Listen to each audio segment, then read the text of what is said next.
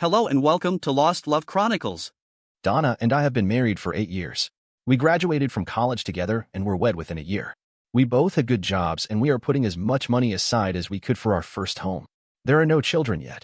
I want them, but Donna just cannot get interested in being a mother in any sense of the word. That seemed to be the only contention in our marriage. We had our first sex while we were in college, and we were always open to trying new things. By new things, I mean within limits, nothing kinky or perverted. Our sex life was active and fairly constant, up to about 4 months ago. What brought us together in college was bird watching.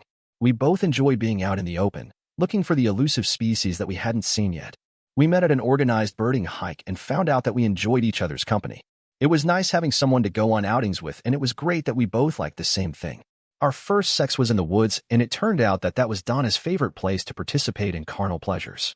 She was an LL Bean or Land's End type of girl. Never wore fancy undergarments, preferring Hanes her ways to Victoria's Secret.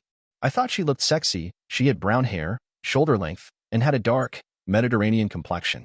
She has a perfectly round shape. I had a feeling that one of the reasons she was not anxious to have children was because she was afraid of losing her beauty. Another of the things I liked about Donna was that she had a lot of thick, dark hair. She was hesitant about shaving the excess hair on her body because she was afraid it would grow back thicker. That was fine with me because I thought it added to her charm. I loved the women deeply. I had been engrossed in my work for a while, and I guess I was putting in too much overtime. Donna was getting home from her work a lot earlier than I was. She would change clothes and go to one of our favorite birding spots till the setting sun made it too dark to see. She always kept a log of the birds that she saw. Usually, there was nothing interesting or unusual, but she felt it was important to keep good notes. She was almost obsessive about it. I got home after dark and usually fell asleep on the couch while we watched TV. I was just working too hard and was not being a good companion or husband. After a few days without sex, I would expect her to get frisky. This wasn't happening. She seemed to be relieved that I was not trying to have any type of physical contact. That was when I started to worry. I never played team sports when I was growing up. My parents tried to get me interested in all sorts of activities with other kids my age. The problem was I had a bad temper. I would fly off the handle at the slightest provocation and would attack any kid who pissed me off. By the time I finished high school, I had learned to keep it under control. My wife didn't know about the problem. It seemed like she never did anything to push me over the edge. I guess that is why I was attracted to her. My parents never said anything to her about it. I rearranged my workload and schedule so that I would have more time to spend with Donna. I explained to my boss that I had overextended myself, and he completely understood. Now I had to try and make things right with my wife. I had no reason to suspect her of being unfaithful, but I did feel that she was unhappy with the amount of attention I was showing her. Donna, are we overdue a vacation? No, I don't think so. I guess we could squeeze in a short one if you can find the time. Well, I was thinking a week or two, someplace quiet and romantic. I feel that we haven't been spending any time together lately. Maybe a 3-day weekend, Brian, but I don't think either one of us wants to be away from work any longer than that. I think it is important that we stick to the plan to get the down payment for the house. Your long hours and overtime have helped to build up the pot, and I would hate to see us backslide. Donna, the house is important, but I feel that we haven't been spending enough time together. When I get home from work, I am too tired to be good company, and we spend the weekends doing house chores and shopping. Darling, I think you are making a big deal out of nothing. I will be more than happy to take a short trip to someplace close, but I am just not up to going on a full-out vacation. I don't feel ready for it. I guess I am just worrying too much. I want to make sure that I am doing everything I can to keep you happy. I am happy, Brian. I will let you know if things start going downhill so we can nip it in the bum. We have enough real problems without making up imaginary ones. I hope you are right. I don't want you getting a wandering eye. She flashed me a little twinkle when I said that. Well, that was my big attempt at making my marriage better. I did a lousy job. I guess I wasn't any better at fixing things than I was at figuring out that things were wrong. I didn't mention anything about my new work hours. I made a weak attempt at having sex that night, but she had a headache. Before going to bed, I checked Donna's birding log. It appeared that she was going out regularly, but her sightings were virtually non-existent. I have a small Honda 250 Rebel motorcycle that I love. It is quick, quiet, and easy to handle. It isn't obnoxious and clumsy like the big Harleys. It always starts and is trouble-free. That day I drove it to work. Donna usually got home about 4. Around that time I told Marge, my secretary, I would be down in the archives for the rest of the day. I asked her to call me on my cell when she was leaving for home. There are no landline phones in the basement, and no one usually works down there. I left work by the fire exit in the back of the building and put a small wedge in the door to keep it from locking. 5 minutes later, I was parked down the street from the house. The Rebel was easy to hide. My wife came home the regular time, changed clothes, and was off to her birdwatching site within 10 minutes. I pretty much knew where she was going, so I didn't follow too closely. 10 minutes later, her Volvo was parked at the Rainbow Mountain main trail parking area. A black BMW was sitting close by. We spent a lot of time at this park, so I knew the trails well. After parking the bike in some trees, I started up an alternate trail. I took my time and was careful not to make any noises. Years of birding gave me an edge in this area. Every few minutes I would stop and scan the area ahead with my binoculars. Toward the top of the mountain, it got a little rough. The trails were marked, but they were close to some dangerous overhangs. It was good for hawk watching, especially at this time of year. You could see for miles across the valley and everything was fine as long as you didn't look down. I couldn't help myself. I stopped for a moment and trained my glasses over the valley, looking for some early hawk arrivals. It was beautiful. That was when I heard the giggling. The woods were dense enough that it would be easy to hide if necessary. Of course, that also made it hard to see anyone if they were hiding. My attention was now directed toward the faint sound I heard. It was not constant, so that made it hard to pinpoint. Slowly, I inched forward, making no noise at all and listening very carefully. A flash of yellow gave them away. It was the lining in her vest. I found a comfortable spot that allowed me a decent view and took out my spotter scope. The binoculars were handy, but the scope gave me a much better picture and had a camera attached. I was elevated from their location and was able to find a place where I could get a clear view. By lying prone, I could keep hidden and still be able to watch for a long time without getting fatigued. It was a very secluded spot, and they did not have to worry about anyone finding them by accident. My wife's companion was Clayton Mankey. He joined Donna's firm about 6 months ago. I met him at a few company functions. He was a pleasant enough guy, and I actually liked him. Of course, my feelings for him were changing rapidly. He had a nice wife, quiet but attractive in a mousy sort of way, and 2 young boys, grade school age. I liked his boys and wished I had a couple just like them. Why would a guy with a perfect family like that want to mess with my wife?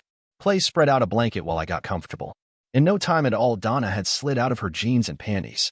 They were out of good hearing range, but I could still make out some giggling and laughter. Donna had one of her legs propped up, giving me a good view. She was taunting him as she pulled her knees up to her chest, holding both legs right below the knees. They both started having sex. I got a couple of good pictures while he continued to please her. At some point, I noticed that there was nothing romantic or loving about what they were doing. It was sort of like watching 2 dogs screw. At this point, I realized that I was not getting excited about watching these 2 people screw, but I was starting to get mad. The initial shock of what was going on had worn off, and now the anger was growing. I guess I should have just rushed down there and let my temper correct the situation, but I forced myself to endure it. I had no plan and was going to have to play it by ear. It didn't take him long to finish up, and after laying on the blanket for a few minutes, my loving wife gave her coworker a B-job. There was a little more giggling, and they started to get dressed. The whole tryst took way less than an hour. Donna gave him a little kiss, not like a lover but like a husband. He was getting the blanket together as she started to walk away. It appeared that they felt it was better if they came and left separately. I was out of the way, and she did not notice me lying there. I quickly gathered my things together and walked down the path behind her, far enough so that she couldn't see me. I stopped by the Hawk Mountain overlook. It was a flat rock that stuck out over the valley below. The drop was at least 300 feet. A beautiful spot, but dangerous. I was standing there looking out with binoculars when Clayton came walking down the path. My blood was boiling when I saw him, but outside I was calm. What y'all looking at? It's a red-tailed hawk feeding her babies at the top of that pine tree. He glanced over that way but couldn't see anything. Of course, there was nothing there to see. That tree right over there. The one full of pine cones. I still can't make it out. He moved a little closer to the edge and leaned over. Then he looked back at me. Don't I know you from someplace? Yes, we met before. I'm Brian Powers, Donna's husband. His eyes went wide open. The last thing he said was, "Oh shit," as I gently pushed him over the edge. Everything went in slow motion for the next few moments. It seemed like it took forever for him to reach the bottom, when in fact it was probably about 4 or 5 seconds.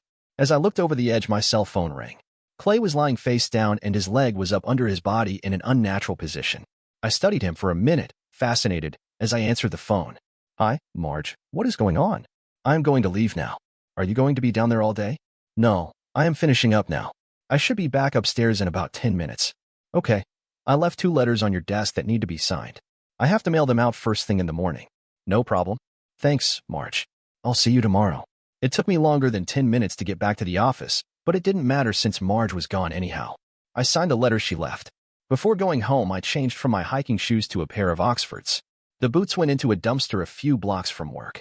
Donna was surprised to see me home so early. They didn't find Clayton's body until the next afternoon. It was on the evening news and Donna was broken up by it. He didn't come into work today.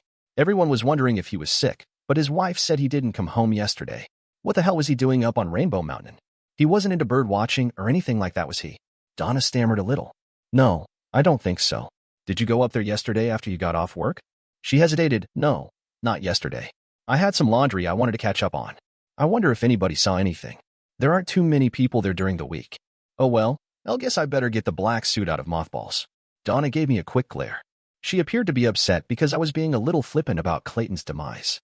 Sorry, honey, I know you guys work together and I didn't mean to take his death lightly. That night I noticed her softly crying after we went to bed. I didn't say anything. 2 days later I got a visit at work. Hi, I am Detective Felix Green. Do you have time to answer a few questions for me? No problem. What can I help you with? Mr. Powers, did you know Clayton Mankey? He works at the same place my wife does. We are not friends or anything, but we have met at a few social functions. Is this about his accident on Rainbow Mountain Tuesday? We are just trying to tie up some loose ends. That's fine, but I don't see how I could help you. I didn't even know the man that well. It appears that your wife was close friends with Mr. Mankey, and we are just trying to make sure that you were not upset with their relationship. What relationship? I don't have the slightest idea what the hell you were talking about. My wife worked with Clayton Mankey, and that was the extent of their relationship. I understand what you are inferring, and I don't like it. If you're going to make statements like that, I hope you have some facts to back them up. We talked to your wife this morning, Mr. Powers. She was with Clayton Mankey on Rainbow Mountain, Tuesday just before his accident. Not possible. I asked her yesterday, and she said she was at home doing laundry. I don't think she wants you to know about their relationship. Damn it. There you go again. I told you not to make accusations about my wife like that. It's not an accusation, Mr. Powers. Your wife told us this morning that she had been seeing Clayton Mankey for over 3 months. Seeing how? We didn't get into that, and if we had, I wouldn't feel comfortable discussing it with you. That is something you and your wife are going to have to work out. Are you trying to make a point here, or do you just want to piss me off? Relax, Mr. Powers. It is not our intention to upset you. We talked to your secretary, Marge Schumann, earlier, and she said you spent most of Tuesday afternoon in the basement going through archived files. Not most of the afternoon, only about 2 hours or less. I was in my office for the rest of the time. I left early, about 5:30 or 6. The guard downstairs said you signed out about 5:45. Sounds about right. I wasn't watching the time. I just wanted to get home to my wife. Your wife said you got home about 6. It only takes about 10 minutes to get there. Did she tell you I was there for the rest of the evening? Relax, Mr. Powers. Everything is fine. We are just checking a few loose ends to make sure nothing is overlooked. You really weren't aware of your wife and Clayton Mankey's relationship, were you? No, but I think it will be the main topic of discussion at the dining table tonight. Felix Green gave me his card, excused himself, and quietly left. I was fuming. I swear smoke was pouring out of my ears. Of course, I knew what Detective Green told me, but just hearing from another person was infuriating. I threw my stapler across the room just as Marge came in. Brian, I hope I didn't say anything wrong. I didn't want to get you in trouble, so I just answered their questions as honestly as I could. That's okay, Marge. It looks like there are some personal problems that my wife and I are going to have to work out. You might have to cover for me for the next few days. It looks like I am going to be busy. Can do easy, boss. No problem. Now, I had no intention of working out my problems with Donna. All I wanted to do was figure out the best way to end the marriage. Luckily, there were no children, and we were in a rented house. I wanted kids in the worst way, but now I was glad that Donna had said no. It wasn't even 3 o'clock yet, but I put all my stuff away and walked out the door. Marge gave me a small nod of understanding as I left. There was $75,000 in change in our house account. I took out 63 and went down the street to the local GM dealer. 2 hours later, and $58,000 per, I drove out in a yellow Hummer. I decided I didn't want a new house after all. I needed the extra money to buy gas for the Monster. Shortly after pulling into the driveway, Donna came out. What the hell is that? Like it?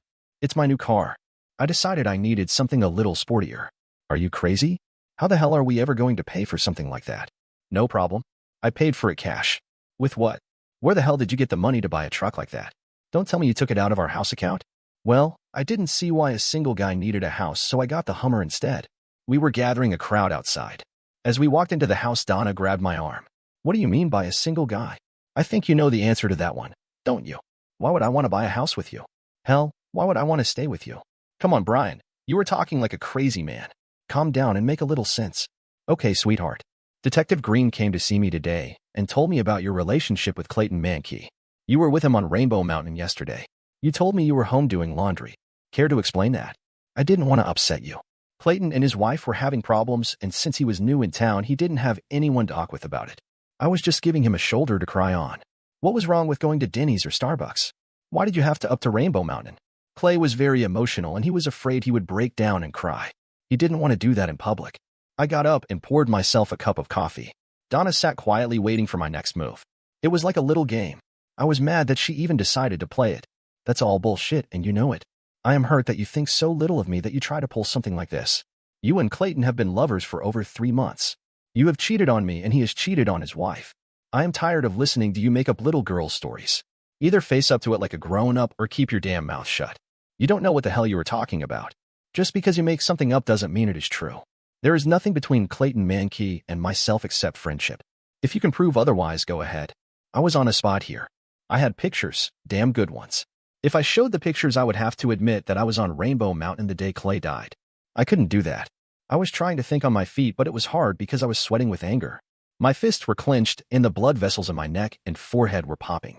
I have some very nice pictures, Donna. Would that be proof enough? Pictures of what?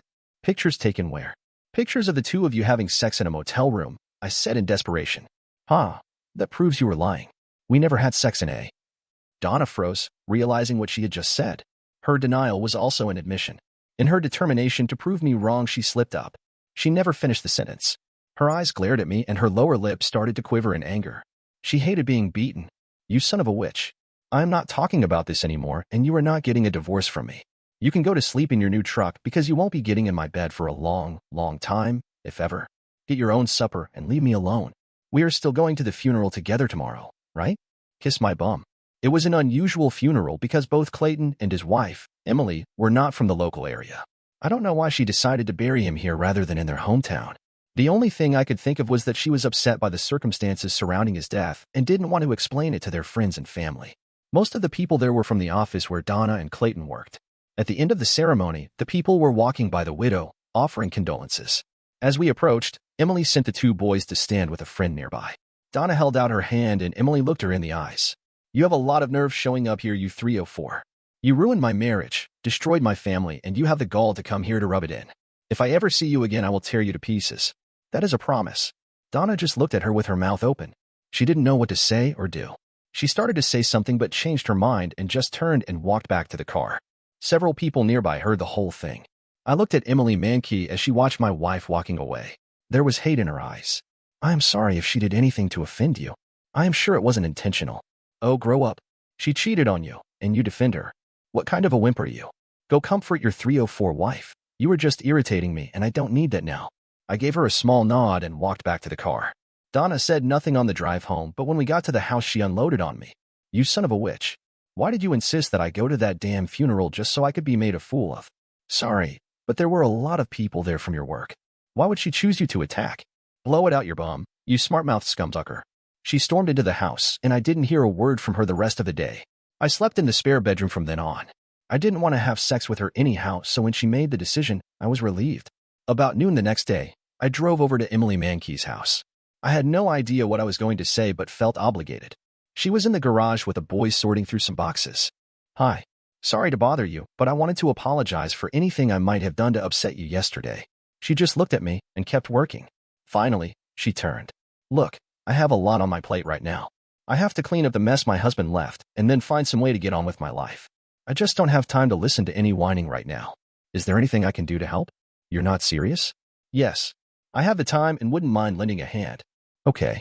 Grab a handful of those trash bags and follow me. We went into the house and upstairs to the master bedroom. That is Clay's closet, and this is his dresser. Take everything out of them and put it in the bags. When you are done, you can take them to Goodwill. Can you handle that? Sure. Can the boys help? Josh and Terry. This is Mr. Powers. Help him put Daddy's stuff in the bags so we can get rid of it. Okay. The boys both shook my hand. Josh was about 8 and Terry looked to be 6. They were two great-looking kids that I would have given anything to have. It took less than an hour, and the boys and I were hauling the bags of clothes and shoes down to the Hummer. I ran the load downtown and then came back to the house. Now what? That's okay, Mr. Powers. You don't have to do anything else. You do not have to feel obligated just because of what your wife did. Do you know exactly what they did, or is it all conjecture? Little bit of both, but I don't want to talk about it in front of the boys. Could we discuss it later? Come over tomorrow. I have to clear out the basement and the garage. If you don't mind working while we talk? The boys have a play date with some school buddies. That sounds good, but I'll miss the guys not being here. As I drove away, I felt a little better about things. I was sorry for killing Emily's husband, but I think he deserved it. I think Emily felt that way too. I didn't have any idea what I was going to do about Donna. I don't know why she was resisting the divorce. My wife was making chili when I got home. I figured I would try and get her to open up a little before we sat down to eat. Donna, in light of what has happened the last few days, do you think it would be better if we considered a separation? No, not really. I think it is pretty apparent now that you and Clayton were having an affair. I assume you were not happy with our arrangement. Do you want to try and explain it to me? There is not much to say, Brian. After spending some time with Clay, both at work and at other times, I realized that your idea of our future together did not match up with what I was looking for. You envisioned me as a domestic goddess popping out babies right and left, and I wanted something more. I was always hesitant to discuss it with you because I never wanted to say or do anything that would make you unhappy. Brian was having the same problem with Emily. She wanted what you wanted, and I wanted what Brian wanted. We ended up consoling each other, and sex came next. He wasn't better than you, just different. Wouldn't a divorce seem appropriate now, in light of what you told me? No way. I have no intention of giving up my home and all the comforts of marriage just because we disagreed. I intend to stay here. You can't throw me out because I haven't done anything to justify it. I don't think you will leave, so we will just have to get used to staying in the same house, together, and putting on the image of being a married couple. I'm not ready to call it quits yet. For heaven's sake, why not? I don't want to talk about it anymore. Sit down and eat. There was no conversation during supper. The meal was unusually quiet. I downed 2 long necks because the chili seemed to be especially hot. About 2 hours later, I started to get stomach pains. I made several trips to the bathroom and finally started to throw up. I noticed there was some blood in the bowl. Donna, I am feeling pretty bad. Can you run me over to the emergency clinic? Hell no. Desperate Housewives is just ready to come on. If you are having a bellyache, take a Tums. It's more than a bellyache, Donna. Come on. Please. Drive yourself. You are acting like a baby. I grabbed my keys and went to the car. My neighbor was putting out his trash, and he asked me what was wrong. I explained, and he drove me to the hospital emergency room. The next thing I remember was waking up and looking at the sun coming through a window. I turned to look to the other side, and there sat Detective Green reading a magazine. Good afternoon, Mr. Powers. I thought you were going to sleep all day. What the hell are you doing here? What happened, and what time is it? Hey, guy. I am the one who asks the questions. Take it easy, and everything will come to you. Okay. Sorry if I got a little anxious. Understandable, under the circumstances. Brian, it seems like you got a hold of a little bad chili last night. Luckily, your neighbor got you here in time. They had to pump you out and give you a lot of fancy medicine that I can't pronounce. I think you ended up with a high and a low enema, or something like that. What the hell was it? They told me the fancy name, but basically, it was rat poison. That bitch. What did she say? Well, she gave us the leftover chili and it tested okay. She claims she has no idea where the poison could have come from. She ate the same food you did and she was fine. We looked around the house and the garage and couldn't find anything. So what are you going to do? Nothing at present. About that time, the doctor came in with a nurse. He checked a bunch of stuff while the nurse took another blood sample. He said I could go home when I was ready and gave me a paper with some bland food listed on it. I borrowed Detective Green's cell and called Emily to apologize for not showing up to help her. Felix took his phone back. Why does your wife want to kill you, Mr. Powers? I don't know. Why did she kill Clayton Mankey? Do you know that for a fact? No, I don't. But she was on Rainbow Mountain, and she was the last person to see him alive. Come on, Brian. I'll give you a ride home. Donna was all gushy when we got home and apologized over and over about not being more responsive to my problem.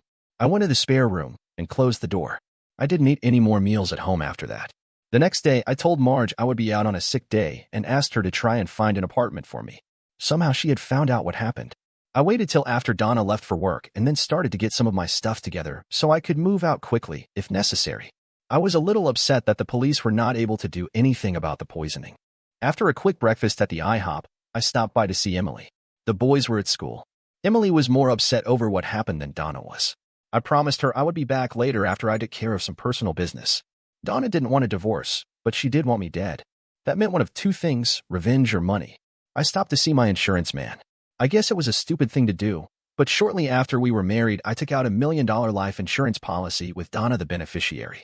The payments were high, but the cash value was now over $16,000. I cashed it in. Then I canceled the collision and comprehensive coverage on Donna's Volvo. I went by work and canceled the medical and dental coverage that I had on Donna through the company.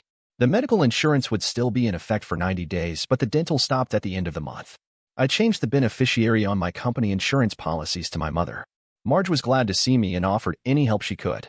The bank manager told me that Donna had already cleaned out the rest of the house fund, about $12,000. I explained the situation to him, and he agreed to set everything up so that he could close out the credit cards and checking as soon as I notified him. I started up a new account and signed a bunch of papers for him. I swung by the house. Donna was there, wearing her birding clothes. We were pleasant to each other, but not gushy. She said she was going up to Rainbow Mountain to do a little bird watching and relax.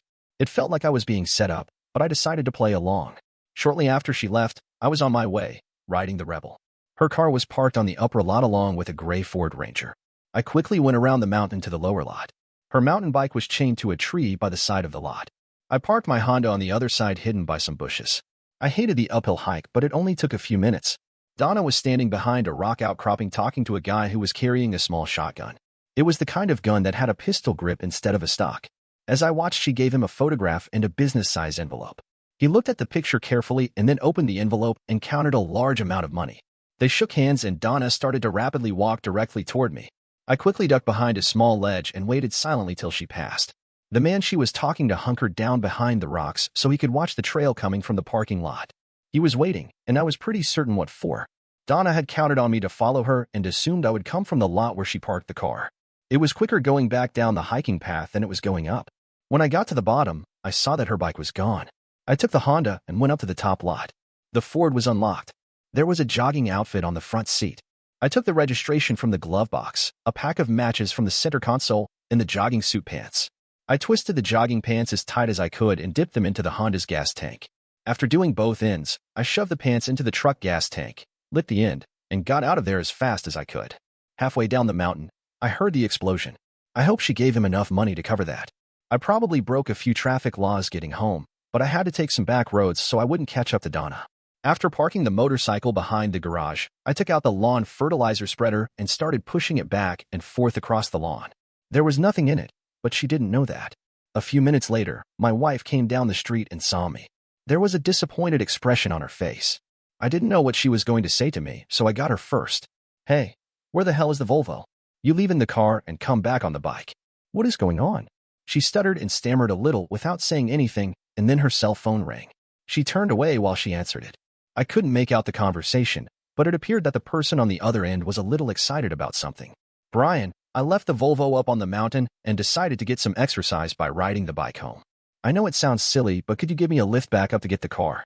"Darling, that doesn't make any sense at all. Come on, I'll run you up there." She didn't say anything on the drive to get her car. She was playing with her fingers on her lap a lot. She sure seemed worried about something.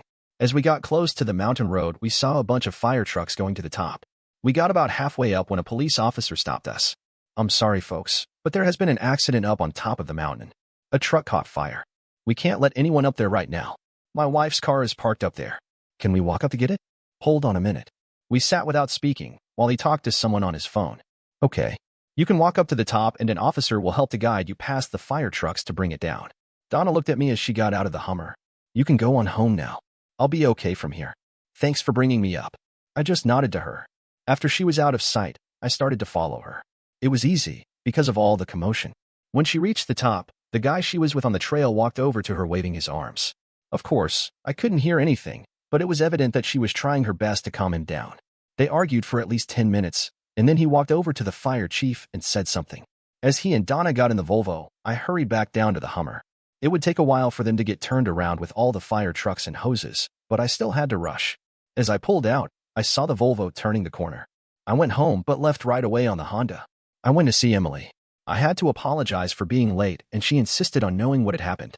She seemed interested, even though I softened the story up a bit. Josh and Terry were glad to see me and were more than eager to order pizza for supper. We spent a couple of hours getting things up from the basement for the yard sale. The boys worked hard and didn't complain at all. I wish they were mine. I had Emily drive me home about 9 and left the motorcycle at her place. Donna didn't get home until late. I didn't ask where she was. Early the next morning, while Donna was taking a shower, I removed the SIM chip from her cell phone.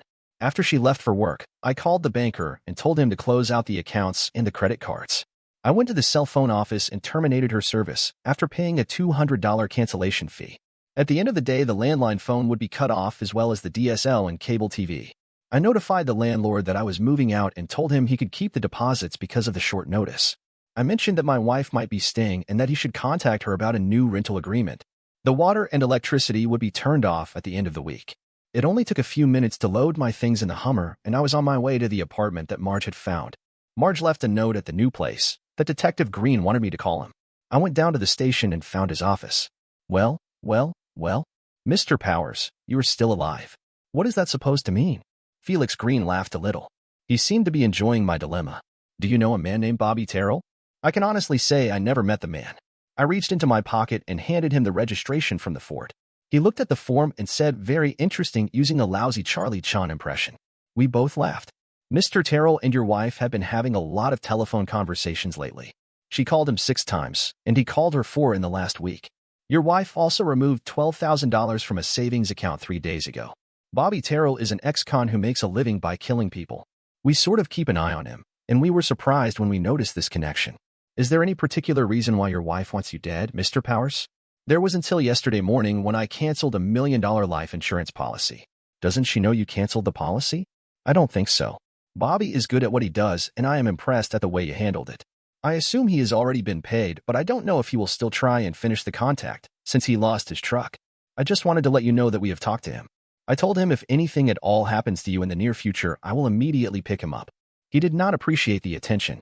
We also recommended that he take a vacation for a while. I am not sure that this will discourage your wife, though.